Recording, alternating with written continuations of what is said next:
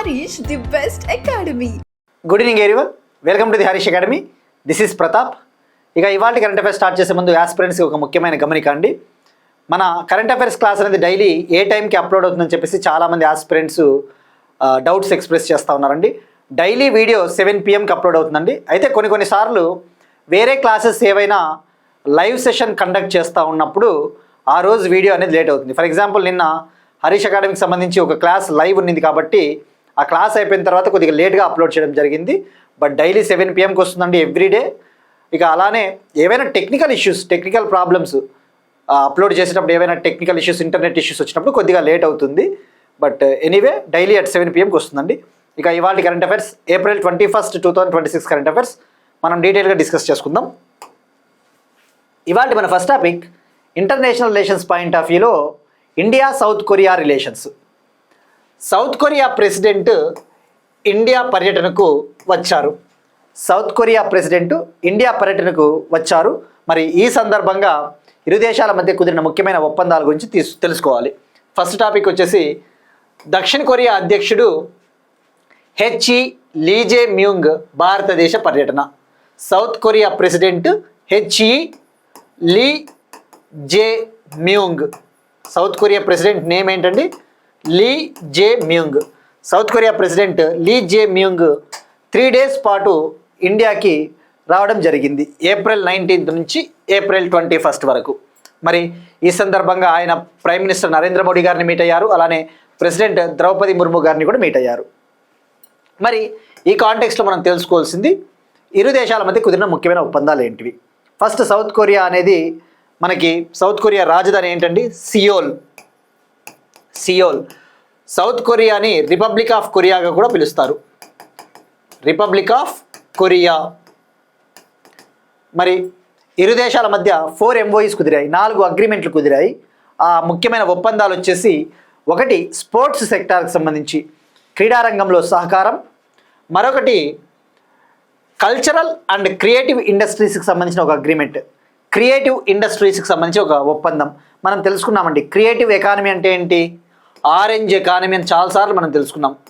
అంటే ఏంటి, మన యొక్క నాలెడ్జ్ని ఉపయోగించి ఏదైనా ఇండస్ట్రీ సెటప్ చేస్తే, ఫర్ ఎగ్జాంపుల్ మన నాలెడ్జ్ని ఉపయోగించి వీడియో గేమ్స్ తయారు చేసినా, లేదంటే మన దగ్గర ఉన్న జ్ఞాన సంపద, మనం సాంగ్స్ పాడినా, సాంగ్స్ రాసినా, సినిమాలు తీసినా, ఇలాంటి ఇండస్ట్రీని క్రియేటివ్ ఇండస్ట్రీస్ అంటారు, ఇన్నోవేటివ్ ఇండస్ట్రీస్. సో గుర్తుపెట్టుకోండి, ఆరెంజ్ ఎకానమీ అంటే ఏంటి, మన యొక్క మేధా సంపత్తిని ఉపయోగించి మనం కనుక డబ్బులు సంపాదించగలిగితే అదే ఆరెంజ్ ఎకానమీ.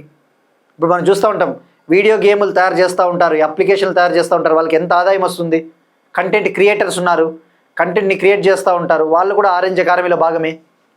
మరి ఆ ఆరెంజ్ ఎకానమీకి సంబంధించి క్రియేటివ్ ఇండస్ట్రీకి సంబంధించి ఒక అగ్రిమెంటు, ఎంఎస్ఎంఈలకు సంబంధించి ఒక ఒప్పందం. ఎంఎస్ఎంఈలు అంటే ఏంటండి? మైక్రో స్మాల్ మీడియం ఎంటర్ప్రైజెస్, సూక్ష్మ చిన్న మధ్య తరహా పరిశ్రమలు, వాటికి సంబంధించి ఒక అగ్రిమెంటు. అలానే ఇండస్ట్రియల్ కోఆపరేషన్ కమిటీ, ఇండస్ట్రీస్ రంగంలో పరస్పర సహకారం కోసం ఈ 4 అగ్రిమెంట్స్ కుదిరాయి. అలానే ఇరు దేశాలు కూడా ఒక ముఖ్యమైన నిర్ణయం తీసుకున్నాయి. ఇండియా కొరియా డిజిటల్ బ్రిడ్జ్ని లాంచ్ చేయడం జరిగింది. India Korea digital bridge. ఇక్కడ ఇండియా కొరియా డిజిటల్ బ్రిడ్జ్ అంటే ఏంటండి? మనకి డిజిటల్ బ్రిడ్జ్ అంటే ఈ యొక్క డిజిటల్ టెక్నాలజీలో సాంకేతికతను అభివృద్ధి చేయాలి. ముఖ్యంగా మరి India Korea digital bridge artificial intelligence, semi conductors, information technology అటువంటి రంగాలపైన ఫోకస్ చేస్తుంది, అటువంటి రంగాలపైన దృష్టి సారిస్తుంది. సో ఇది డిజిటల్ టెక్నాలజీకి సంబంధించిన ఒక కోఆపరేషన్ అని చెప్పవచ్చు. సో ఇది అండి. మరి ఇంకా ఒక ముఖ్యమైన నిర్ణయం తీసుకున్నారు. ఇరు దేశాల మధ్య ద్వైపాక్షిక వాణిజ్యాన్ని 2030 కల్లా $50 billion తీసుకొని పోవాలి. ఇరు దేశాల మధ్య బైలేటరల్ ట్రేడ్ వాణిజ్యాన్ని 2030 కల్లా $50 billion సాధించాలి అని చెప్పేసి టార్గెట్ పెట్టుకున్నారు. ప్రజెంట్ ఇరు దేశాల మధ్య వాణిజ్య విలువ $27 billion ఉంది, అప్రాక్సిమేట్లీ $27 billion. అలానే ఇరు దేశాల మధ్య ఒక వాణిజ్య ఒప్పందం కూడా అమల్లో ఉంది. దాన్నే సెపా అని పిలుస్తారు. Sepah, comprehensive economic partnership agreement. వాణిజ్య ఒప్పందం, కాంప్రహెన్సివ్ ఎకనామిక్ పార్ట్నర్షిప్ అగ్రిమెంట్. దీన్ని అప్గ్రేడ్ చేయాలి, దీన్ని ఇంకా మనం ఆధునీకరించాలి అని చెప్పేసి ఒక నిర్ణయం కూడా తీసుకోవడం జరిగింది. సో ఇది అండి మనకి first topic India South Korea relations. Next one again international relations point of వ్యూలో ఇండియా శ్రీలంకకు సంబంధించి ఒక ఇంపార్టెంట్ టాపిక్. నిన్ననే మనం తెలుసుకున్నాం, Indian vice president CP Radhakrishnan garu 2 days పాటు శ్రీలంకలో పర్యటించారు. తద్వారా శ్రీలంక కంట్రీలో పర్యటించిన India's first vice president, Sri Lanka దేశంలో పర్యటించిన భారతదేశపు మొట్టమొదటి ఉపరాష్ట్రపతి అంటే సిపి రాధాకృష్ణన్ గారు అని చెప్పేసి తెలుసుకున్నాం. మరి ఈ సందర్భంగా మన భారత ప్రభుత్వం ఇంకొక కీలకమైన నిర్ణయం కూడా తీసుకునింది, అదేంటో తెలుసుకోవాలి. శ్రీలంకలోని భారత సంతతి ప్రజలకు ఓసీఐ కార్డు అర్హతను 6వ తరం వరకు విస్తరించిన భారత్. శ్రీలంకలోని భారత సంతతి ప్రజలకు ఓసీఐ కార్డు అర్హతను 6వ తరం వరకు విస్తరించిన భారత్. ఓసీఐ కార్డ్ అని ఒకటి ఉంటుందండి, OCI scheme, overseas citizen of India స్కీమ్ని భారతదేశము శ్రీలంకలో ఎవరైతే భారత సంతతి వ్యక్తులు నివసిస్తూ ఉంటారో వాళ్ళ 6వ తరం వరకు దీన్ని విస్తరించింది. ఇక్కడ మనం ఫస్ట్ తెలుసుకోవాల్సినది ఓసీఐ కార్డ్ అంటే ఏంటి, ఓసీఐ కార్డ్ స్కీమ్ అంటే ఏంటి. సో గుర్తుపెట్టుకోండి, శ్రీలంకలో ఎవరైతే ఇండియన్ కమ్యూనిటీ ఉంటారో ఆ ఇండియన్ కమ్యూనిటీ యొక్క 6th జనరేషన్కి ఓసీఐ స్కీమ్ని ఇండియా ఎక్స్టెండ్ చేయాలని చెప్పేసి డెసిషన్ తీసుకునింది. మరి ఇక్కడ అసలు ఓసీఐ అంటే ఏంటి, overseas citizen of India. Overseas అంటే ఏంటండి, విదేశాలు, ఓవర్ ద సీస్, సముద్రాల అవతల ఉన్న దేశాలు అని జనరల్ మీనింగ్ చెప్పాలంటే. మరి ఈ ఓసీఐ కార్డ్ స్కీమ్ ముఖ్య ఉద్దేశం ఏంటి, అసలు ఏంటిది? జనరల్గా ఇప్పుడు ఫారిన్ కంట్రీస్లో భారత మూలాలున్న వ్యక్తులు నివసిస్తూ ఉంటారు. భారత మూలాలు అంటే ఏంటి?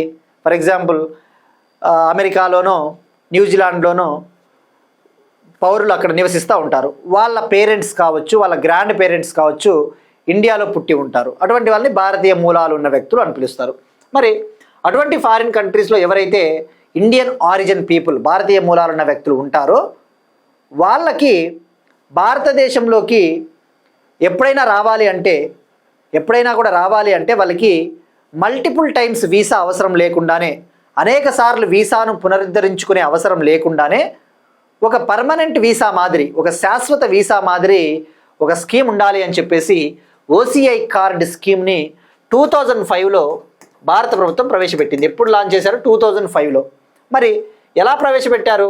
సిటిజన్షిప్ యాక్ట్ 1955ని సవరించడం ద్వారా, సిటిజన్షిప్ యాక్ట్ 1955ని అమెండ్ చేయడం ద్వారా దీన్ని తీసుకొని వచ్చారు. పౌరసత్వ చట్టం 1955ని సవరించడం ద్వారా 2005లో లాంచ్ చేశారు. మరి ఏంటి ఓసీఐ కార్డు వల్ల బెనిఫిట్స్ ఏంటో తెలుసుకోవాలి ఫస్ట్ మనం. దీనివల్ల ఉపయోగాలు ఏంటివి, మరి ఎవరు అర్హులు, ఎవరు ఎలిజిబుల్, ఎవరు అర్హులు కారు, ఎవరు నాట్ ఎలిజిబుల్ తెలుసుకోవాలి. ఫస్ట్ ఇక్కడ ఓసీఐ కార్డు వల్ల బెనిఫిట్స్ ఏంటంటే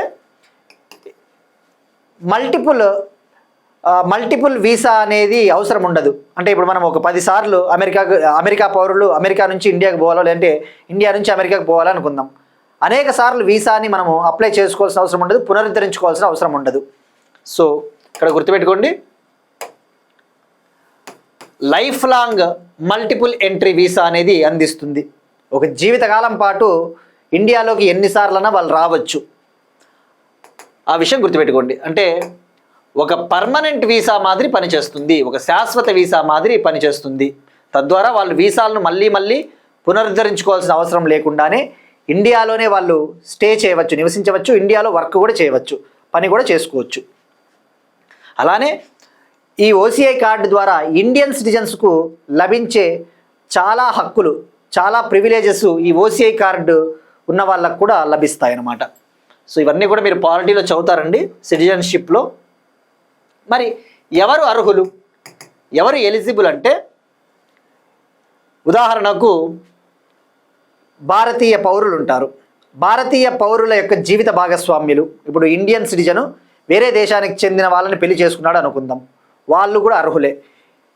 భారతీయ పౌరులకు సంబంధించిన జీవిత భాగస్వామ్యులు, అలానే ఓసీఐ కార్డులు కలిగిన వారి జీవిత భాగస్వామ్యులు, ఎవరికైతే ఓసీఐ కార్డులు ఆల్రెడీ ఉంటాయో వాళ్ళ జీవిత భాగస్వామ్యులు, spouses of Indian nationals or spouses of other OCI card holders, అలానే పర్సన్స్ ఆఫ్ ఇండియన్ ఆరిజిన్, భారతీయ మూలాలున్న వ్యక్తులకు కూడా ఇది వర్తిస్తుంది. మరి ఎవరు అర్హులు కారు, ఎవరు ఇనెలిజిబుల్ అంటే పాకిస్తాను, బంగ్లాదేశ్కు చెందిన పౌరులు. ముఖ్యంగా పాకిస్తాన్, బంగ్లాదేశ్లో కూడా ప్రజలు నివసిస్తూ ఉంటారు కదా.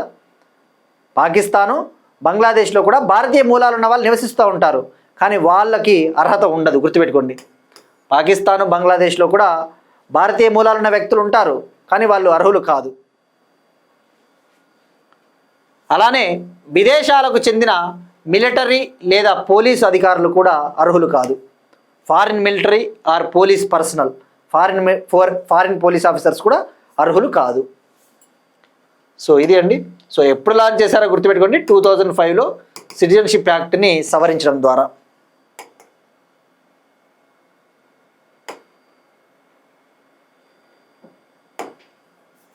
అలానే ఇంకొక టాపిక్ అండి, శ్రీలంక పర్యటనకు సంబంధించి వైస్ ప్రెసిడెంట్ సిపి రాధాకృష్ణ గారు శ్రీలంక పర్యటనకు వెళ్ళగా అక్కడ ఒక టెంపుల్ని సందర్శించారండి. ఎగ్జామ్ పాయింట్ ఆఫ్ వ్యూలో మనకు అలాంటివి చాలా ఇంపార్టెంట్.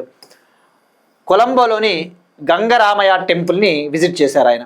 కొలంబోలోని గంగరామయ్య ఆలయానికి వెళ్ళారు. మరి ఆ టెంపుల్ వచ్చేసి బుద్ధిస్ట్ టెంపుల్ అండి, ఆ విషయం గుర్తుపెట్టుకోండి. రేపు పొద్దున్న ఎగ్జామ్లో డైరెక్ట్గా అడిగినా అడుగుతారు. ఇటీవల వైస్ ప్రెసిడెంట్ సిపి రాధాకృష్ణన్ గారు గంగరామయ్య టెంపుల్ని విజిట్ చేశారు కదా, ఆ టెంపుల్ ఏ కంట్రీలో ఉంది సంథింగ్ అన్నట్టుగా కూడా. నెక్స్ట్ వన్, ప్రధానమంత్రి వికాస్ పథకం కింద మైనారిటీ వ్యవహారాల మంత్రిత్వ శాఖ ఐఐటి పాట్నాతో అవగాహన ఒప్పందం. ప్రధానమంత్రి వికాస్ స్కీమ్ కింద ministry of minorities ministry IIT పాట్నాతో ఒక అగ్రిమెంట్ కుదుర్చుకునింది. మరి ఈ అగ్రిమెంట్ ముఖ్య ఉద్దేశం ఏంటి? ఈ అగ్రిమెంట్ ముఖ్య ఉద్దేశము మైనారిటీ యువతకు అవసరమైన స్కిల్ ట్రైనింగ్ అందించాలి. మైనారిటీ యూత్కి అవసరమైన నైపుణ్య శిక్షణ, అవసరమైన ఇండస్ట్రీ స్కిల్స్, అవసరమైన పారిశ్రామిక శిక్షణను అందించాలి. మరి ఫస్ట్ మనం తెలుసుకోవాల్సింది పిఎం వికాస్ స్కీమ్ గురించి తెలుసుకోవాలండి. పిఎం వికాస్ అంటే ప్రధానమంత్రి విరసాత్ కా సంవర్ధన్. మనం ఇది లాస్ట్ ఇయర్ ఆల్రెడీ డిస్కస్ చేసుకున్నామండి, బట్ ఇంకోసారి వార్తలు ఉంది కాబట్టి తెలుసుకోవాలి. పిఎం వికాస్ స్కీమ్ అనేది జనవరి 2025లో అమల్లోకి వచ్చిందండి. జనవరి 2025లో పిఎం వికాస్ స్కీమ్ సంబంధించి గైడ్ లైన్స్ అనేవి జారీ అయ్యాయి, మార్గదర్శకాలు జారీ అయ్యాయి, అప్పుడు అమల్లోకి వచ్చింది. మరి ఏంటి అసలు ఇది మైనారిటీ మంత్రిత్వ శాఖ లాంచ్ చేసిన ఒక పథకం. ఈ స్కీమ్ కింద ఇండియాలోని 6 మైనారిటీ కమ్యూనిటీస్కి, 6 రకాల మైనారిటీ ప్రజలకు అవసరమైన స్కిల్ ట్రైనింగ్, నైపుణ్య శిక్షణ, అవసరమైన ఇండస్ట్రీ స్కిల్స్, పారిశ్రామిక శిక్షణ, అలానే వాళ్లకు అవసరమైన చేయూత అందించడం జరుగుతుంది. మరి ఆ 6 కమ్యూనిటీస్ ఏవి తెలుసుకోవాలా. మనకి ఇండియాలో 6 మైనారిటీలు ఏమున్నాయండి? ముస్లిమ్స్, క్రిస్టియన్స్, సిక్కులు, బుద్ధిస్ట్స్, జైనులు, 6th వన్ వచ్చేసి పార్సీలు. గుర్తుపెట్టుకోండి, ఇండియాలో నోటిఫై చేయబడిన 6 మైనారిటీస్ అంటే ముస్లింలు, క్రిస్టియన్లు, సిక్కులు, బౌద్ధులు, జైనులు, పార్సీసు, రైట్. మరి ఈ స్కీమ్ కింద అవసరమైన నిధులు ఎవరిస్తారు అంటే funds national minorities development and finance corporation. ఈ సంస్థ అవసరమైన ఫండ్స్ని దీన్ని అమలుపరిచే బాధ్యత తీసుకుంటుంది, రైట్. సో మరి ఇక గుర్తుపెట్టుకోండి, ఎప్పుడు దీనికి సంబంధించిన గైడ్ లైన్స్ జారీ చేశారంటే జనవరి 2025. మరి ఇప్పుడు ఐఐటి పాట్నాతో అగ్రిమెంట్ కుదుర్చుకోవడం ద్వారా బీహార్లోని 600 మైనారిటీ యూత్ని సెలెక్ట్ చేశారు. బీహార్లోని 600 మంది మైనారిటీ యువతని సెలెక్ట్ చేశారు. వాళ్ళకి ఆర్టిఫిషియల్ ఇంటెలిజెన్స్ అటువంటి ఏరియాస్లో ట్రైనింగ్ ఇవ్వడం జరుగుతుంది. సో అబ్రివేషన్ గుర్తుపెట్టుకోండి, ప్రధానమంత్రి విరసాత్ కా సంవర్ధన్. మరి గతంలో మైనారిటీలకు ఏమి పథకాలు లేవా అంటే ఉన్నాయి. కొన్ని రకాల పథకాలని అన్నీ కూడా కలిపేసి ఒక ముఖ్యమైన పథకంగా పిఎం వికాస్ని తీసుకొని వచ్చారు. గతంలో మైనారిటీలకు సంబంధించి సీకో ఔర్ కామో ఉస్తాద్ అనే ఒక స్కీమ్ ఉండింది. Upgrading the skills and training in traditional arts crafts for development Ustad. అలానే హమారీ దారోహర్ అనే ఒక స్కీమ్ ఉండింది. నాయి రోషిని అనే ఒక స్కీమ్ ఉండింది. నాయి మంజిల్. ఇది ముఖ్యంగా నాయి రోషిని, నాయి మంజిల్ ఈ యొక్క మైనారిటీ మహిళలు ఎవరైతే ఉంటారో ఆ ముస్లిం మహిళలకి అవసరమైన లీడర్షిప్ స్కిల్స్, ఈ యొక్క నాయకత్వ లక్షణాలు అందించడం కోసం లాంచ్ చేసిన పథకాలు గతంలో ఇవి. ఈ 5 పథకాలని కలిపేశారు, మెర్జ్ చేసి ఒకే స్కీమ్గా తీసుకొని వచ్చారు. ఇది గుర్తుపెట్టుకుంటే సరిపోతుందండి. Next one radio highway community radio station. Radio highway community radio station. Assam rifles ఇదొక పారామిలిటరీ ఫోర్స్, ఇదొక సెంట్రల్ ఆర్మ్డ్ పోలీస్ ఫోర్స్. మనం తెలుసుకున్నాం కదండి, హోంమంత్రిత్వ శాఖ కింద 7 రకాల central armed police forces CAPF భద్రతా దళాలు ఉంటాయని చెప్పేసి తెలుసుకున్నాం. ఉదాహరణకు బార్డర్ సెక్యూరిటీ ఫోర్సు, శాస్త్ర సీమా బళ్ళు, సెంట్రల్ ఇండస్ట్రియల్ సెక్యూరిటీ ఫోర్సు ఇలాంటివి ఉంటాయి. అలానే అస్సాం రైఫిల్స్ కూడా ఒకటి. మరి ఈ అస్సాం రైఫిల్స్ భద్రతా దళము మణిపూర్లో రేడియో హైవేని లాంచ్ చేసింది. ఇది ఒక కమ్యూనిటీ రేడియో స్టేషన్. ఆపరేషన్ సద్భావన కింద దీన్ని లాంచ్ చేయడం జరిగింది. ఆపరేషన్ సద్భావన కింద దీన్ని లాంచ్ చేయడం జరిగింది. మరి ఏంటి దీని ముఖ్య ఉద్దేశం ఏంటి? గతంలో మనం చెప్పుకున్నాం, ఇటీవల సిక్కింలో ఇండియన్ ఆర్మీ సిక్కిం సుందరి అనే ఒక రేడియో స్టేషన్ని లాంచ్ చేసిందని చెప్పేసి. అలాంటిదే ఇది కూడా.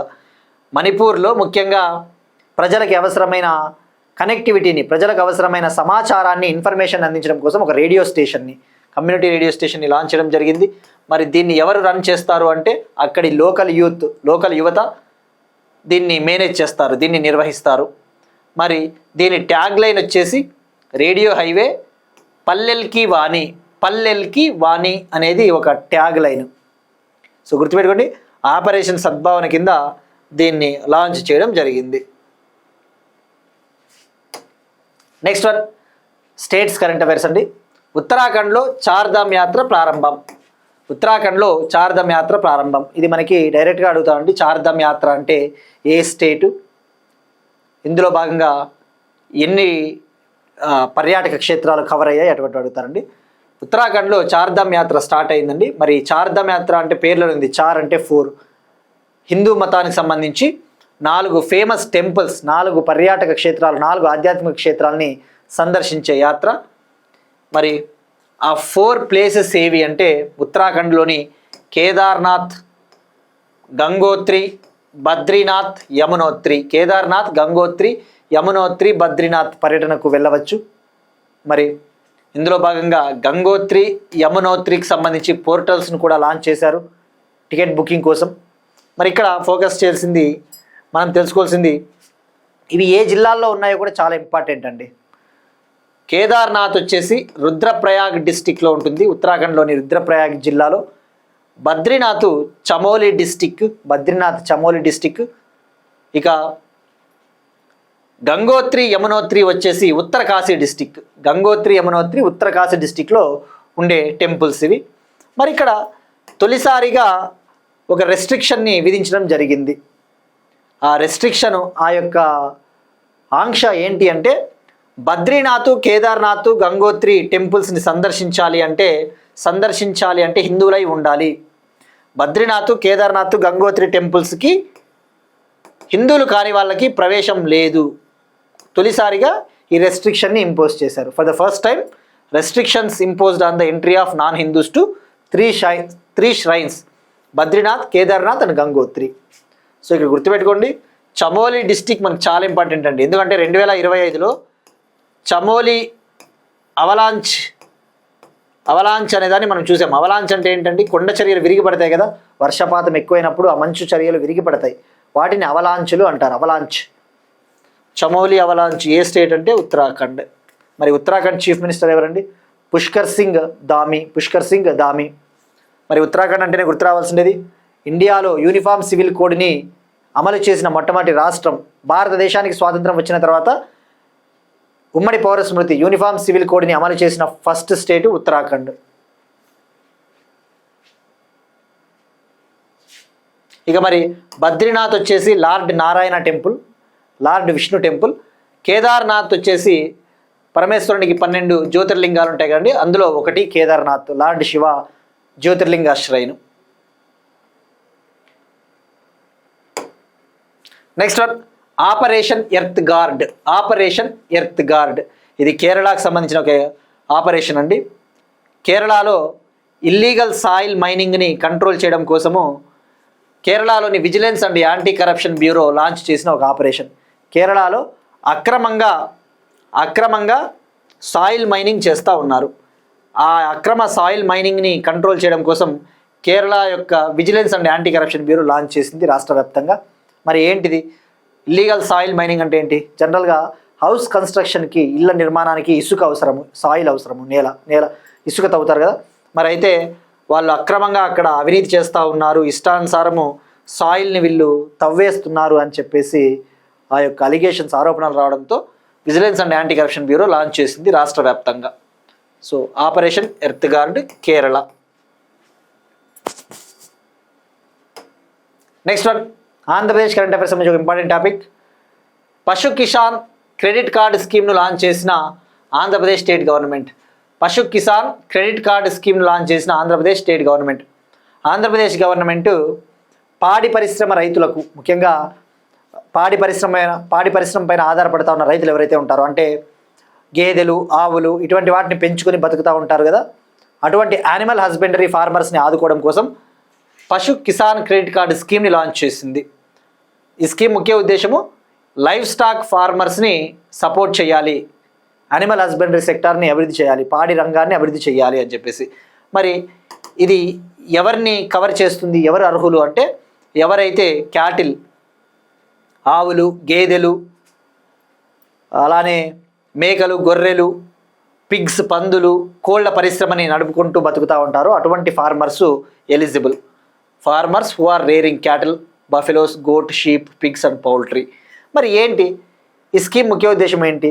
ఈ స్కీమ్లో భాగంగా ఈ యొక్క live stock farmers, animal husbandry farmers, పాడి పరిశ్రమ రైతులకి లోన్స్ ఇస్తారు. తక్కువ వడ్డీ రేటుతో రుణాలు ఇవ్వడం జరుగుతుంది. తద్వారా వాళ్ళని అభివృద్ధి చేసినట్టు అవుతుంది.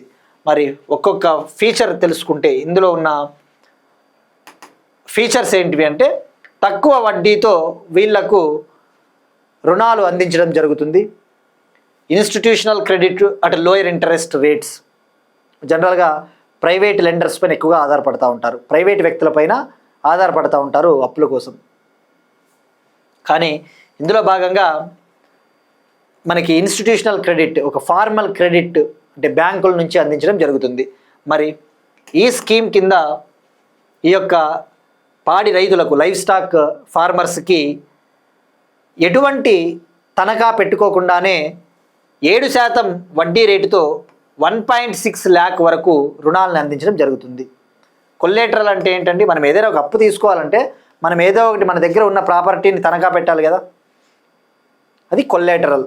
మరి ఈ స్కీమ్ కింద 1.6 lakh వరకు లోన్ని 7% ఇంట్రెస్ట్ రేట్తో అందిస్తారు.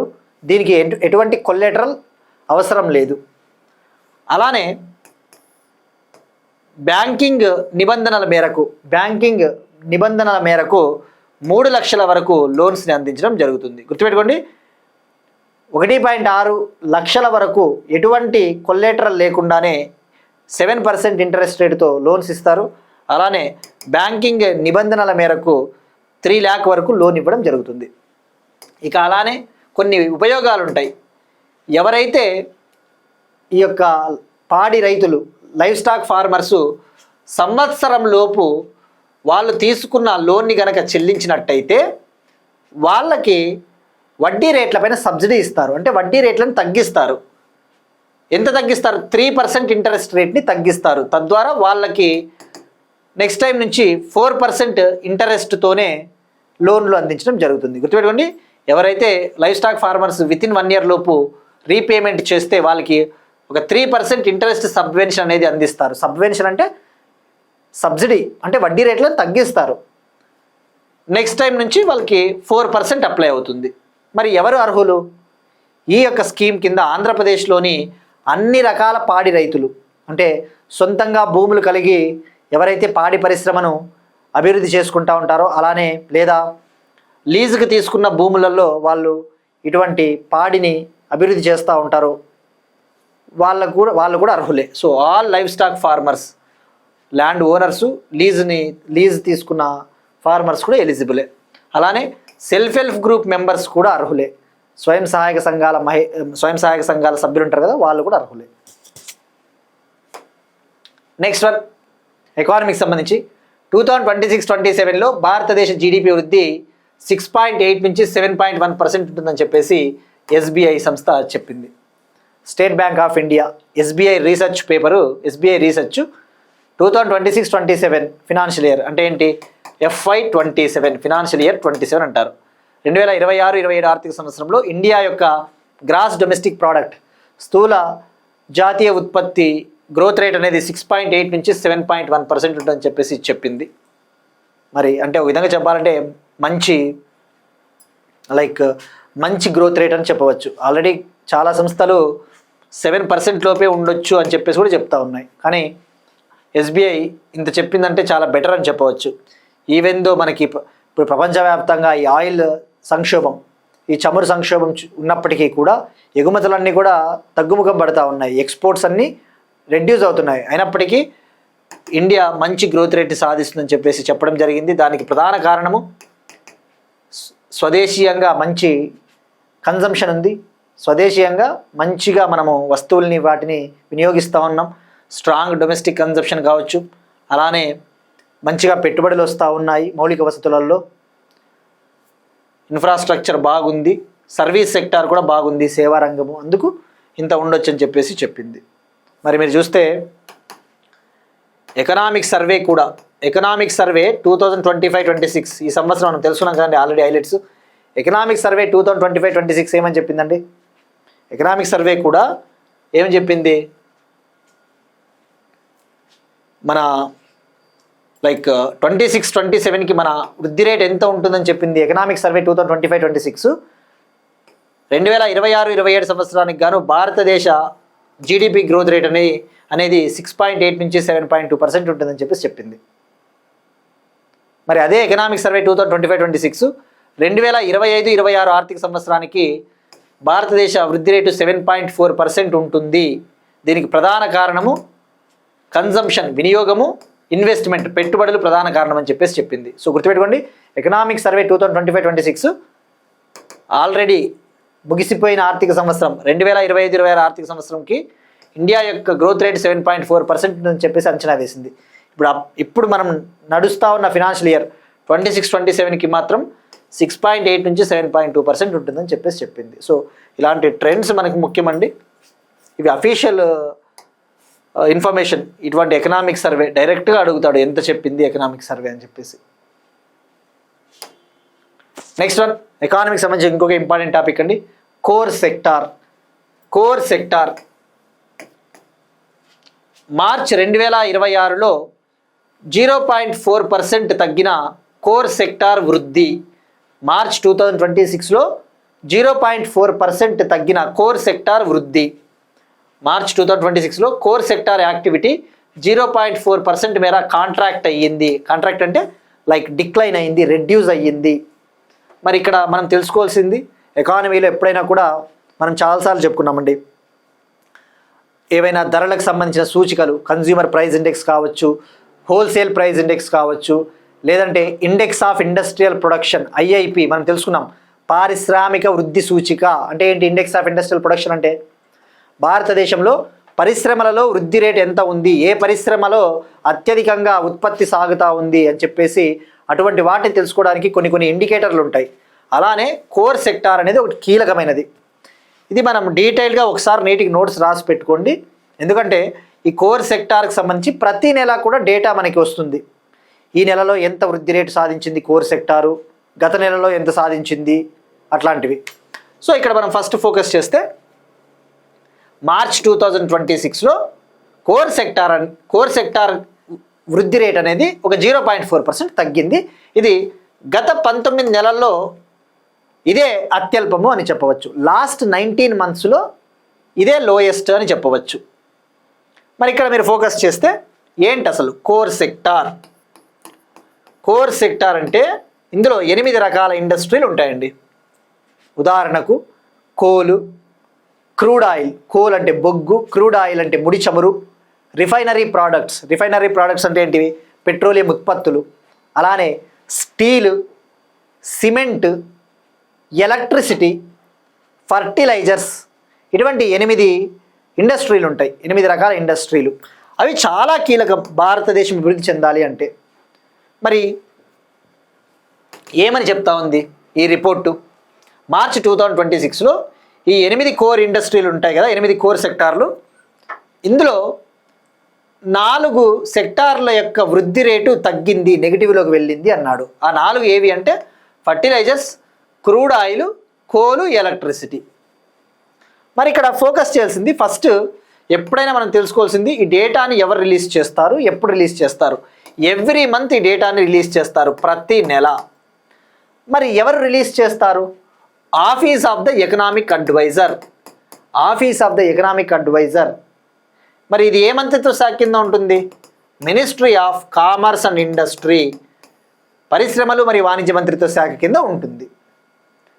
సో మరి ఇక్కడ మీరు ఫోకస్ చేస్తే 2025-26లో ఎంత ఉన్నింది? Core sector industry growth rate 2.6% ఉన్నింది. 2.6% అంటే గత సంవత్సరం. మరి ఇక్కడ మీరు చూస్తే ఇందాక చెప్పుకున్నట్టు ఇవన్నీ కూడా జస్ట్ ఇంగ్లీష్లో ఇవ్వడం జరిగిందండి. ఈ index of 8 core industries, 8 core ఇండస్ట్రీలకు సంబంధించిన సూచికను ఎవరు రిలీజ్ చేస్తారంటే office of economic adviser, ministry of commerce and industry కింద ఉంటుంది. ఇందులో 8 కోర్ ఇండస్ట్రీస్ ఉంటాయి.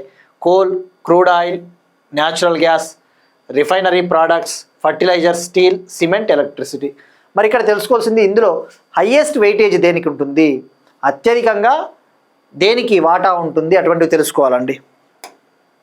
ఇందులో హయ్యెస్ట్ వాటా వచ్చేసి రిఫైనరీ ప్రోడక్ట్స్ అంటే పెట్రోలియం ఉత్పత్తులు అటువంటివి. దీనికి వెయిటేజ్ వచ్చేసి 28.04%. లోయెస్ట్ వచ్చేసి ఫర్టిలైజర్స్ ఇండస్ట్రీ. ఫర్టిలైజర్ ఇండస్ట్రీకి 2.63%. ఇది సరిపోతుందండి ఎకానమీలో. ఎలక్ట్రిసిటీకి అయితే 19.85% వెయిటేజు, స్టీల్ ఇండస్ట్రీకి అయితే 17.92, కోల్కి అయితే 10.33, క్రూడ్ ఆయిల్కి అయితే 8.98%, న్యాచురల్ గ్యాస్కి అయితే 6.88%, సిమెంట్ ఇండస్ట్రీకి 5.37%. ఇక్కడ ఇవన్నీ కూడా వన్ టైం నీట్గా నోట్స్ రాసుకోండి.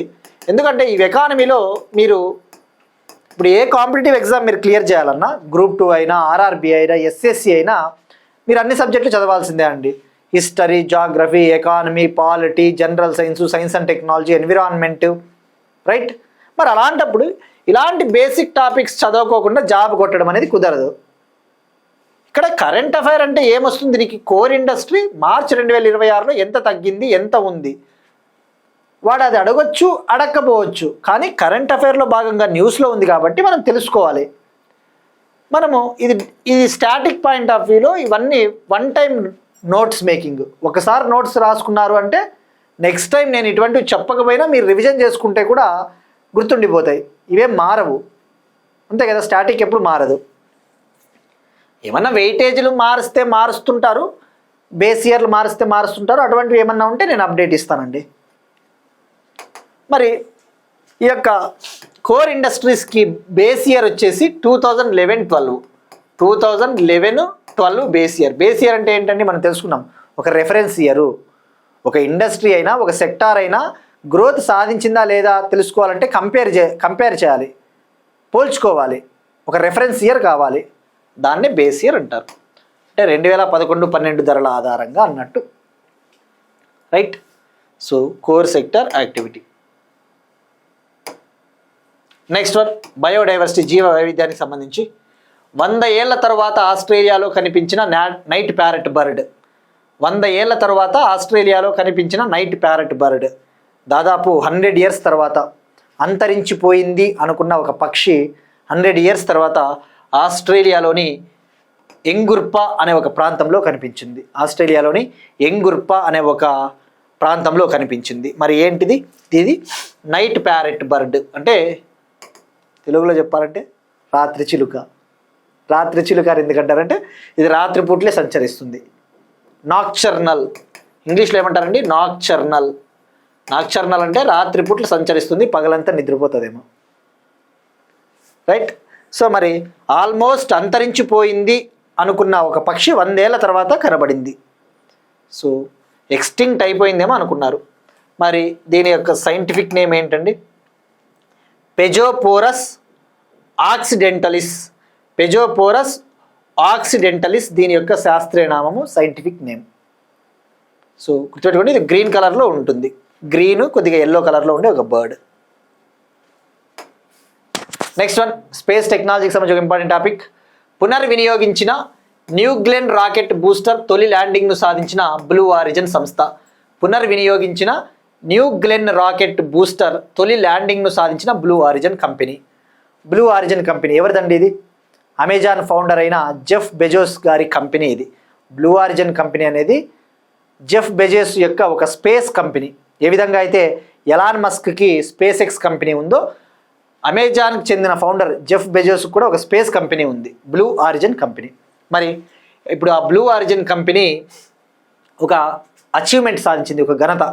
ఆ ఘనత ఏంటంటే పునర్వినియోగించిన న్యూ గ్లెన్ రాకెట్ బూస్టర్ తొలి ల్యాండింగ్ని సాధించింది.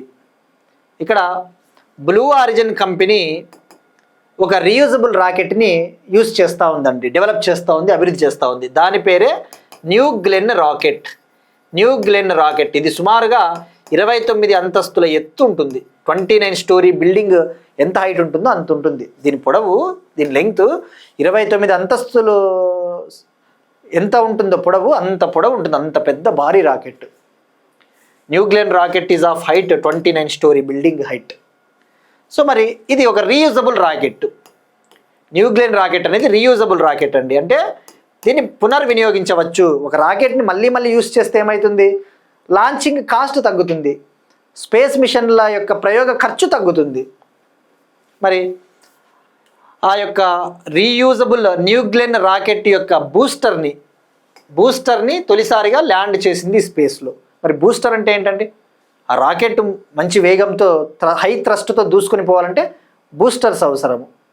సో మరి ఆ బూస్టర్ కూడా రీయూజ్డ్, పునర్వినియోగించిన బూస్టర్. మరి ఆ బూస్టర్ పేరు వచ్చేసి never tell me the odds. Never tell me the odds అనేది ఆ యొక్క బూస్టర్ పేరు. మరి దీన్ని ఎక్కడి నుంచి లాంచ్ చేశారు?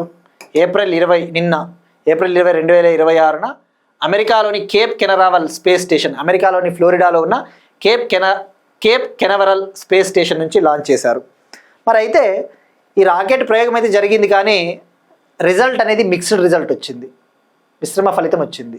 ఎందుకంటే ఈ రాకెట్ మోసుకొని పోయిన ఒక శాటిలైట్ అనేది నిర్దేశిత కక్షలోకి ప్రవేశించలేకపోయింది. ఈ రాకెట్ ద్వారా వెళ్ళిన ఒక శాటిలైట్, ఈ రాకెట్ మోసుకొని వెళ్ళిన ఒక శాటిలైట్ అనేది ఆ శాటిలైట్ని నిర్దేశిత కక్షలోకి ప్రవేశపెట్టడంలో విఫలమైంది అని చెప్పవచ్చు. బట్ ఆ బూస్టర్ అయితే ల్యాండ్ అయింది. సో మరి గుర్తుపెట్టుకోండి, మరి ఆ శాటిలైట్ ఏంటి? BlueBird 7 satellite. ఆ బ్లూబర్డ్ 7 శాటిలైట్ అనేది అది ఇంటెండెడ్ ఆర్బిట్, అంటే నిర్దేశిత కక్షలోకి, టార్గెట్ ఆర్బిట్లోకి డిప్లాయ్ కాలేదు. సో మరి ఆ బ్లూబర్డ్ 7 శాటిలైట్ని ఎవరు డెవలప్ చేశారు అంటే AST space mobile company. So అది గుర్తుపెట్టుకోండి. మరి ఇది స్పేస్ ఎక్స్కు చెందిన ఫాల్కన్ 9 రాకెట్కి పోటీ అని చెప్పవచ్చు. ఈ రాకెట్ ఫాల్కన్ 9 రాకెట్ కూడా రీయూజబుల్ రాకెట్ కదండి, రీయూజబుల్. మరి ఇండియా ఏమైనా రీయూజబుల్ రాకెట్స్ని డెవలప్ చేస్తూ ఉందా? మనం చాలాసార్లు తెలుసుకున్నామండి స్పేస్ టెక్నాలజీలో భాగంగా. ఆస్పిరెంట్స్కి నేను మళ్ళీ చెప్పేది ఒకటే, స్పేస్ టెక్నాలజీ, ఈ డిఫెన్స్ టెక్నాలజీ, ఇటువంటివి మీరు static topics, static current affairs 2024-25లో జరిగిన కరెంట్ అఫైర్స్ మీకు కావాలి అంటే మన హరీష్ అకాడమీలో ప్లేలిస్ట్ ఉంటుందండి. ఆ ప్లేలిస్ట్లో నేను దాదాపు 2024 డిసెంబర్ నుంచి 2025 AP Group 2 ఫిబ్రవరి వరకు నియర్లీ ఒక 20 వీడియోస్ నేను చేశానండి. అందులో ఇలాంటి టాపిక్స్ అన్నీ చాలా కవర్ అయ్యాయి. మీకు వీలుంటే తప్పకుండా చూడండి, అందులో చాలా టాపిక్స్ కవర్ అవుతాయి. Space technology, defence technology, missile technology, everything SMT మీద డెడికేటెడ్గా. సో ఫాల్కన్ 9 రాకెట్కి పోటీ అని చెప్పవచ్చు. ఇటీవల మనం ఇంకో టాపిక్ డిస్కస్ చేసుకున్నాం. హైదరాబాద్కు చెందిన అబ్యోమ్ ఏరోస్పేస్ అండ్ డిఫెన్స్ కంపెనీ మనకి ఒక రీయూజబుల్ రాకెట్ ఇంజన్ని టెస్ట్ చేసింది అని చెప్పేసి, రైట్? సో అలా అండి. నెక్స్ట్ వన్, ISO 5001 2018 అంతర్జాతీయ ధృవీకరణ పొందిన భారతదేశంలోని మొట్టమొదటి నీటి వినియోగ బోర్డు. ISO 5001 2018 అంతర్జాతీయ ఇంటర్నేషనల్ సర్టిఫికేషన్ని పొందిన ఇండియాలోని ఫస్ట్ వాటర్ యూటిలిటీ బోర్డు, నీటి వినియోగ బోర్డు. మరి ఏదండి? Bengaluru water supply and sewage board. Bengaluru water supply sewage board భారతదేశంలో ఈ ISO ఇంటర్నేషనల్ సర్టిఫికేషన్ పొందిన మొట్టమొదటి వాటర్ బోర్డు. మరి ఏంటిదండి ఇది? ఇది ఒక ఇంటర్నేషనల్ సర్టిఫికేషన్ అండి. జనరల్గా మనం చూస్తూ ఉంటాం ఈ అంతర్జాతీయ ధృవీకరణలు ఎందుకు ఇస్తూ ఉంటారు అంటే ఒక ఇండస్ట్రీ కానీ ఏదైనా ఒక కంపెనీ కానీ శక్తిని ఆదా చేసిన, ఎనర్జీని కన్జర్వ్ చేసిన, వనరుల్ని అత్యంత సమర్థవంతంగా ఉపయోగించుకున్న, రిసోర్సెస్ని ఎఫిషియెంట్గా యూజ్ చేసుకున్న, పర్యావరణానికి హాని కలిగించని పద్ధతుల్లో తమ కార్యకలాపాలు కొనసాగించిన, ఎన్విరాన్మెంట్కి ఎటువంటి ప్రాబ్లం లేకుండా ఏవైనా యాక్టివిటీస్ని చేపట్టినప్పుడు ఇటువంటి సర్టిఫికేషన్స్ని ఇవ్వడం జరుగుతుంది. మరి ఈ సర్టిఫికేషన్ ఎవరు ఇచ్చారు అంటే ఒక అంతర్జాతీయ సర్టిఫికేషన్ ఏజెన్సీ బ్యూరో వెరిటాస్ ఇవ్వడం జరిగింది. మరి ఎందుకు ఇస్తారు అంటే ఈ సర్టిఫికేషన్ని ఏ ఇండస్ట్రీ అయినా, ఏదైనా ఇండస్ట్రీ కావచ్చు, ఏదైనా ఒక కంపెనీ, ఒక ఆర్గనైజేషన్ కావచ్చు, వాళ్ళ యాక్టివిటీస్లో ఎనర్జీని చాలా ఎఫిషియెంట్గా యూస్ చేసుకున్న, కాస్ట్ని రెడ్యూస్ చేసేలా యాక్టివిటీస్ చేపట్టిన, అలానే ఎన్విరాన్మెంట్కి సస్టైనబుల్గా కంట్రిబ్యూట్ చేసిన ఇటువంటి సర్టిఫికేషన్ ఇవ్వడం జరుగుతుంది. మరి ఇప్పుడు ఎందుకు ఇచ్చారు అంటే Bengaluru water supply sewage board Karnataka, అక్కడ ఆ యొక్క కార్యకలాపాల్లో యాక్టివిటీస్లో ఎనర్జీని చాలా ఆదా చేస్తూ ఉంది, ఎనర్జీని సేవ్ చేస్తూ ఉంది. సో అందుకు ఇవ్వడం జరిగింది. మరి ఇదే Bengaluru water supply sewage board 2025 మార్చ్లో కూడా వార్తల్లో ఉంది. 2025 మార్చ్ 13 అంటే ఆల్మోస్ట్ 13 నెలల కిందట. అప్పుడెందుకు న్యూస్లో ఉందంటే మీరు చూడండి, అదే పనిగా హెడ్లైన్ పెట్టాం. బ్యూరో ఆఫ్ ఇండియన్ స్టాండర్డ్స్ నుంచి ధృవీకరణ పొందిన భారతదేశంలోని మొదటి నీటి బోర్డు బెంగళూరు నీటి సరఫరా మరియు మురుగునీటి బోర్డు. 2025 మార్చ్లో బ్యూరో ఆఫ్ ఇండియన్ స్టాండర్డ్స్ నుంచి సర్టిఫికేషన్ పొందిన ఫస్ట్ ఇండియాస్ వాటర్ బోర్డు అంటే ఇది. మరి ఎందుకు ఇచ్చారు? బ్యూరో ఆఫ్ ఇండియన్ స్టాండర్డ్స్ అంటే ఏంటండి? ఇది ఒక స్టాచ్యుటరీ బాడీ కదా, చట్టబద్ధమైన సంస్థ.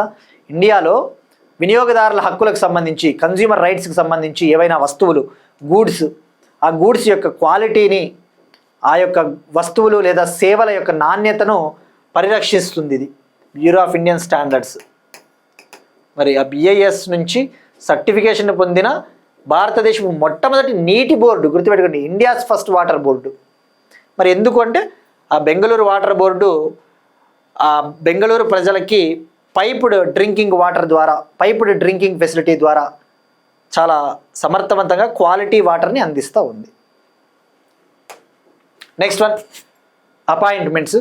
యాపిల్ కంపెనీ కొత్త CEO జాన్ టెర్నస్. యాపిల్ కంపెనీకి న్యూ CEOగా, న్యూ చీఫ్ ఎగ్జిక్యూటివ్ ఆఫీసర్గా జాన్ టెర్నస్ని అపాయింట్ చేయడం జరిగింది. మరి ఇక్కడ యాపిల్ కంపెనీ అంటేనే ఇది అమెరికాకు చెందిన ఒక మల్టీనేషనల్ కంపెనీ. యాపిల్ అంటేనే మనకు గుర్తు రావాల్సినది Steve Jobs, Apple company co founder, Apple company సహ వ్యవస్థాపకుడు స్టీవ్ జాబ్స్. మరి మొన్నటి వరకు యాపిల్ కంపెనీకి చీఫ్ ఎగ్జిక్యూటివ్ ఆఫీసర్గా టిమ్ కుక్ అయితే ఇప్పుడు ఆయన ఈ పదవి నుంచి దిగిపోతూ ఉన్నాడు. మరి ఆయన స్థానంలో జాన్ టెర్నస్ కొత్త CEOగా బాధ్యతలు చేపట్టబోతూ ఉన్నారు. సో ఈ కాంటెక్స్లో తెలుసుకోవాల్సిందండి, మనకి స్టాటిక్ పాయింట్ ఆఫ్ వ్యూలో చాలా ఇంపార్టెంట్. ఇది కరెంట్ అఫైర్స్ కూడా ఇటువంటి వార్తలు ఎక్కువగా ఉన్నాయి. మరి ఇప్పుడు టిమ్ కుక్ CEOగా దిగిపోతూ ఉన్నాడు. మరి ఆయన ఏ పదవి చేపట్టబోతున్నా అంటే యాపిల్ కంపెనీకి ఎగ్జిక్యూటివ్ చైర్మన్ బాధ్యతలు చేపట్టబోతూ ఉన్నాడు. యాపిల్ కంపెనీకి ఎగ్జిక్యూటివ్ చైర్మన్గా టిమ్ కుక్ సెప్టెంబర్ 1, 2026 నుంచి రెస్పాన్సిబిలిటీ స్వీకరించబోతూ ఉన్నాడు. బట్ యాపిల్ కంపెనీకి న్యూ CEO అంటే జాన్ టెర్నస్. సో మరి ఇక్కడ ఎగ్జామ్లో ఎలా అడుగుతారంటే అండి, ఇక్కడ మీరు చూస్తే NTPC ఎగ్జామ్లో 2021 జనవరిలో జరిగిన NTPC CBT 1 షిఫ్ట్ 2లో Apple computers company co founder ఎవరు అన్నారు. Answer Steve Jobs. మరి యాపిల్ కంపెనీ ఫౌండర్స్ ఎవరండి? స్టీవ్ జాబ్స్, స్టీవ్ వొజ్నైక్ మరియు రొనాల్డ్ వేను. యాపిల్ కంపెనీ 1976లో ఏర్పాటైంది, అమెరికా కంపెనీ. మరి వీళ్ళు ఎవరండి? Bill Gates, Charles Flint, Paul Allen, వీళ్ళు కూడా మనకి ముఖ్యం. ఇటీవల ఇటువంటి కంపెనీల వార్తలు ఎక్కువగా ఉన్నాయండి. ఇప్పుడు గూగుల్ ఉంది, గూగుల్ కంపెనీకి ఫౌండర్స్ ఎవరండి? Co founders Larry Page, Sergey Brin, ఇద్దరు వ్యక్తులు. మరి ఆంథ్రోపిక్ కంపెనీ ఎక్కువగా వార్తల్లో ఉంది కదండి, ఇటీవల మనం డిస్కస్ చేసుకున్నాం. ఆంథ్రోపిక్ AI కంపెనీ, అమెరికాకు చెందిన ఆర్టిఫిషియల్ ఇంటెలిజెన్స్ కంపెనీ ఇటీవల ఒక AI చాట్ బాట్ని కూడా ప్రవేశపెట్టింది, క్లాడ్ అనే చాట్ బాట్. మరి వార్తలు ఎక్కువగా ఉన్న కంపెనీల ఫౌండర్స్ మనం తెలుసుకోవాలండి. రేపు పొద్దున మ్యాచ్ ద ఫాలోయింగ్ ఇస్తాడు, జతపరచుము అంటాడు. మరి ఆంథ్రోపిక్ కంపెనీకి కో ఫౌండర్స్ సహ వ్యవస్థాపకులు వచ్చేసి డారియో అమొడెయ్ అనే వ్యక్తి. ఈయన సీఈఓగా ఉన్నాడు ప్రస్తుతం ఆంథ్రోపిక్కి. అలానే అతని సిస్టర్ డానియలా అమొడెయ్, డారియో అమొడెయ్, డానియలా అమొడెయ్, వీళ్ళిద్దరూ కూడా కో ఫౌండర్స్. మరి మైక్రోసాఫ్ట్కి ఎవరండి? Bill Gates, Paul Allen co founders. మరి ఫేస్బుక్ ఎవరండి? Mark Zuckerberg. మరి ఫేస్బుక్ కంపెనీ ఇప్పుడు పేరేంటి దీనిది? మెటా అంటారు కదా, మెటా పేరెంట్ కంపెనీ. ఫేస్బుక్కి పేరెంట్ కంపెనీ మెటా. అట్లా ఇవి అడుగుతాడండి. రేపు పొద్దున్న అప్డేట్, ఈ సంవత్సరం ఏదైనా ఎగ్జామ్ జరిగిందనుకో ఆంథ్రోపిక్ కంపెనీ ఫౌండర్ అడగొచ్చు కాదు, చాలా ఇంపార్టెంట్ ఇటువంటివి, కంటిన్యూస్గా వార్తలు ఉన్నాయి కాబట్టి. మరి ఓపెన్ ఏఐ కంపెనీకి ఎవరండి? Sam Altman. మనం చాలాసార్లు చూసుకున్నామండి, Sam Altman. Next one important days, వార్తల్లో ముఖ్యమైన దినోత్సవాలు. నేషనల్ సివిల్ సర్వీస్ డే, జాతీయ సివిల్ సర్వీసెస్ దినోత్సవం. ఇవాళ నేషనల్ సివిల్ సర్వీస్ డేని సెలబ్రేట్ చేసుకుంటున్నాం. Every year April 21st celebrate చేసుకుంటాం, April 21st. మరి సివిల్ సర్వీసెస్ అంటే ఏంటండి? సివిల్ సర్వీస్ ఉద్యోగాలు. మనకి సివిల్ సర్వీసెస్ అంటేనే గుర్తు రావాల్సిండేది ఆర్టికల్ 312 కదా, ఆల్ ఇండియా సివిల్ సర్వీసెస్. ఎన్ని రకాలు ఉంటాయండి? ఆర్టికల్ 312 కింద 3 types of all India civil services: Indian administrative service IAS, Indian police service IPS, Indian forest service IFS. గుర్తుపెట్టుకోండి, ఇండియన్ ఫారెస్ట్ సర్వీస్, మళ్ళీ ఇండియన్ ఫారిన్ సర్వీస్ అనుకోవద్దండి. Indian administrative service, Indian police service, Indian forest service. మరి ఎందుకు మనం celebrate చేసుకుంటాం national civil service డేని? 1947 April 21st, అంటే ఇండియాకి ఇంకా ఇండిపెండెన్స్ రాకముందే 1947 April 21st సర్దార్ వల్లభాయ్ పటేల్ గారు న్యూఢిల్లీలోని న్యూఢిల్లీలో భారతదేశపు మొట్టమొదటి సివిల్ సర్వీసెస్ బ్యాచ్ను ఉద్దేశించి ఆయన ప్రసంగించారు. April 21st, 1947లో సర్దార్ వల్లభాయ్ పటేల్ గారు first batch of Indian civil services probationers, భారతదేశపు మొట్టమొదటి సివిల్ సర్వీసెస్ ప్రొబేషనరీ బ్యాచ్ని ఉద్దేశించి ఆయన స్పీచ్ ఇవ్వడం జరిగింది. అప్పుడు ఆయన ఈ యొక్క సివిల్ సర్వీసెస్ ఉద్యోగులని స్టీల్ ఫ్రేమ్ ఆఫ్ ఇండియాగా అభివర్ణించారు. స్టీల్ ఫ్రేమ్ ఆఫ్ ఇండియా అంటే మీరు పరిపాలనకు వెన్నెముక లాంటి వాళ్ళు, స్టీల్ ఫ్రేమ్ లాంటి వాళ్ళు అని. మరి అందుకు గాను ఆ యొక్క సివిల్ సర్వీసెస్ వాళ్ళు చేస్తూ ఉన్న కృషికి, నాట్ ఓన్లీ సివిల్ సర్వీసెస్ అండి, సివిల్ సర్వీసెస్ అంటే ఏంటి? ప్రభుత్వ ఉద్యోగులు, ఒక బ్రాడ్ మీనింగ్. దీని పరిధి కేవలం ఆల్ ఇండియా సివిల్ సర్వీసెస్కి మాత్రమే చూడొద్దండి. ప్రభుత్వ ఉద్యోగులు, గవర్నమెంట్ ఉద్యోగులు, స్టేట్ ఎంప్లాయీస్, సెంట్రల్ ఎంప్లాయీస్, వీళ్ళందరూ కూడా ప్రజల కోసం పనిచేస్తూ ఉన్న ఉద్యోగులు. బట్ జనరల్గా ఆల్ ఇండియా సివిల్ సర్వీసెస్ అంటే 3 రకాలు: IAS, IPS, IFS. మరి ఫస్ట్ టైం ఎప్పుడు సెలబ్రేట్ చేసుకున్నారండి? 2006లో April 21st first civil service day మొదటిసారిగా ఎప్పుడు సెలబ్రేట్ చేసుకున్నారంటే 2006 సంవత్సరం April 21. ఇక ఇవాళ క్వశ్చన్ అంటే మనం డిస్కస్ చేసుకున్న టాపిక్, ఇటీవల మనం ఒక టాపిక్ డిస్కస్ చేసుకున్నాం. భారతదేశ పరిపాలనలో, ఇండియన్ అడ్మినిస్ట్రేషన్లో ఏఐని ఉపయోగించేందుకు, ఆర్టిఫిషియల్ ఇంటెలిజెన్స్ని ఉపయోగించేందుకు ఒక ప్రణాళికను తయారు చేయాలి అని చెప్పేసి ఒక కమిటీని వేయడం జరిగింది, ఒక గ్రూప్ని. AI గవర్నెన్స్ అండ్ ఎకనామిక్ గ్రూప్ని ఏర్పాటు చేశారు. ఏ మంత్రిత్వ శాఖ ఏర్పాటు చేసింది? ఇందులో ఎంతమంది మెంబర్స్ ఉంటారు? మరి ఈ గ్రూప్కి చైర్మన్గా ఎవరు వ్యవహరిస్తారు? ట్రై చేయండి, మనం డిస్కస్ చేసుకున్నాం.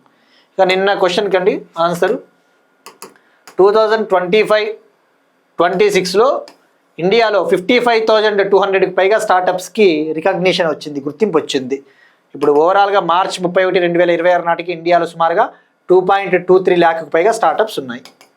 ఇక వరల్డ్ టూరిజం డే అంటే ఎవ్రీ ఇయర్ September 27 సెలబ్రేట్ చేసుకుంటారు, అంతర్జాతీయ పర్యాటక దినోత్సవం. మరి థీమ్ ఏంటండి? 2025 theme tourism and sustainable transformation. ఇవి వాటి కరెంట్ అఫైర్స్. మనం ఒకసారి క్విక్గా రీక్యాప్ చూద్దాం.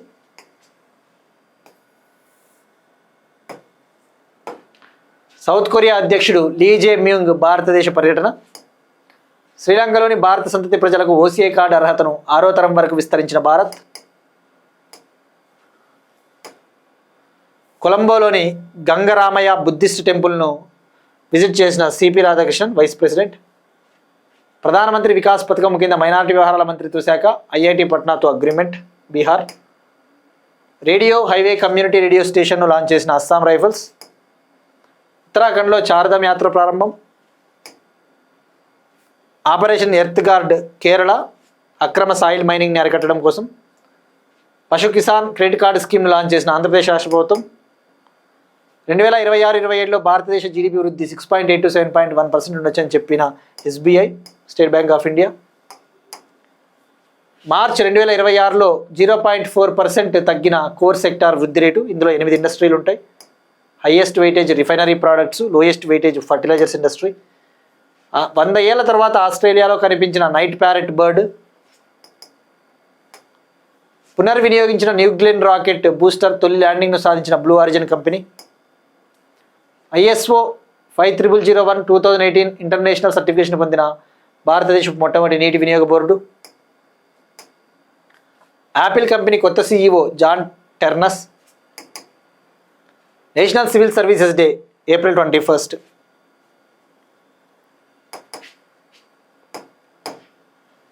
That's it. These are today's current affairs. We'll meet you again tomorrow and thank you everyone.